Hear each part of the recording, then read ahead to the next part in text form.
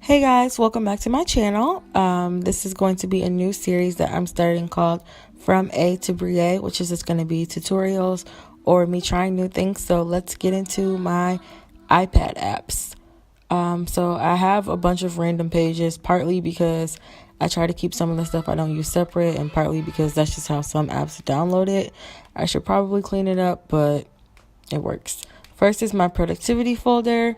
It has OneNote, WordPress, podcasts, my school app, and my budgeting app in it. I don't use WordPress or OneNote as much as I used to, and I'll get into the app I replaced it with later. Next is photos and videos. Pretty self-explanatory. All my favorite apps to create my blog post images or edit Instagram pictures. Next is just my page of stuff I use not as often, which has kind of the education folder with my stock apps that came with the iPad.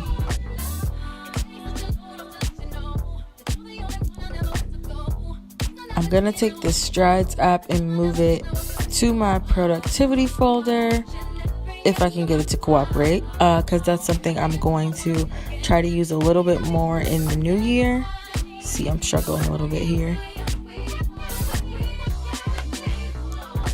Right, and yeah, so back to, I try to keep the apps that are kind of more of a distraction out the way and out my sight, because my iPad is really supposed to be for school and like blogging things only. So like my games and my cell phone provider app and all that stuff is back here, just because I don't really want it to get in the way of, you know, me actually doing work, because I can distract myself with it.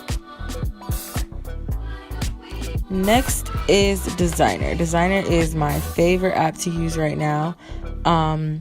It is how I create all my blog graphics now. I used to use Canva, but I just like this one a lot more.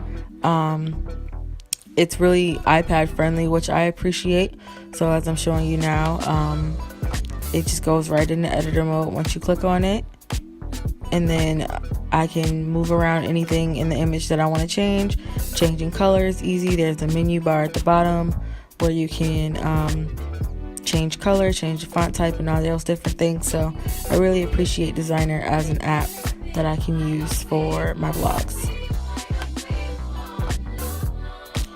It also has a lot of templates to choose from, which I really appreciate. And therefore every social media site. So they have the Instagram, stories, YouTube, Facebook, you name it. It has all that, which I really like, because I have a hard time remembering to do dimensions in Photoshop. So in Desygner, it's already set out for me. Okay, the next app I'm going to be showing you guys is Snapseed. It is the app I use the most to edit pictures. I do use other apps like the one that comes in the phone or VS Go, but I like this one the best. I like it because there are a lot of different options at the bottom to choose from between cropping and saturation and tint. I just like the range of things that you can choose. I usually mess with the temperature first when I edit pictures. Don't ask me why, it's just what I do. And honestly, I just let it auto adjust to whatever it thinks is the best, because sometimes I can overdo it. I also appreciate the range of filters that the app has. So I'm just going through and kind of showing you guys what stuff looks like with and without the filter. I ended up not liking that one because it was a little too harsh. So I'm looking for another one. And that is the one I chose. You can, instead of it saving as a new picture, it modifies the old one. So that is something to consider if you do want to use this app. But yeah, I like it a lot.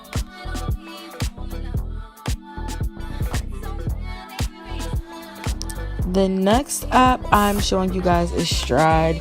Stride and I have a love-hate relationship, but I'm making an effort to use it more.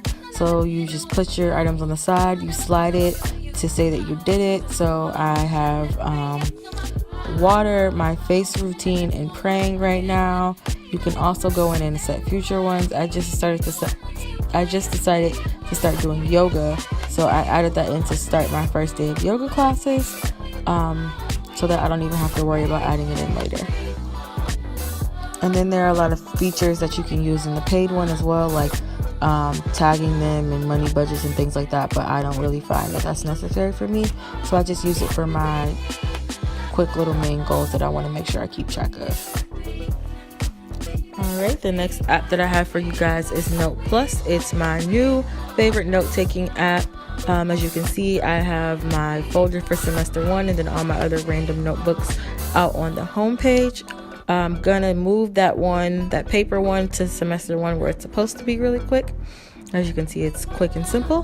One thing I will say about this app is I did pay like $10 or $15 for it, so that might be a downside if you don't necessarily want to pay for an app.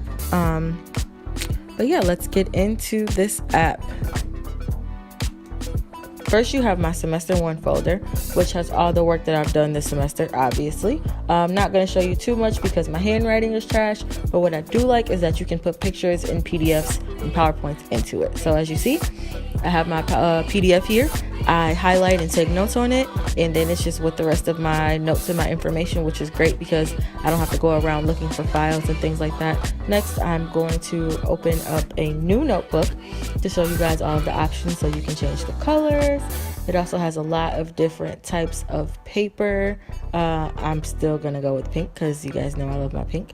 And I'm gonna name it just for the purpose of this video, and then I'm gonna go through and show you guys the different paper types. So productivity, which I actually just discovered, and all the other different types that they have. So it's really like you're buying a notebook that you need, but instead it's on the dimensions and the line size, which I do because with my bad handwriting it's nice to have big lines. Next, I'm just gonna go through and show you guys some of the stuff I do with my Apple Pencil. It still has text, and then once you get to your pencil or stylus, you can change the color of it and the thickness of it, and then all the other tools are on the side. The page to text is my favorite because it makes it easy to export my notes. So like I'm gonna show you guys right now, I'm writing out, as you can see, my terrible handwriting. But yep, so I'll just use my Apple Pencil to write out whatever my notes are, and then if I need to email them to myself for some reason, I just go in the settings, convert it, and sometimes it'll have errors that I have to go in and fix, so I'll do that as well. And then you can either copy it or email it. Alright guys, that was my first from A to Briae tutorial about my iPad. Let me know in the comments if you have any other questions or if there's anything else you want to see me try. Thanks for watching.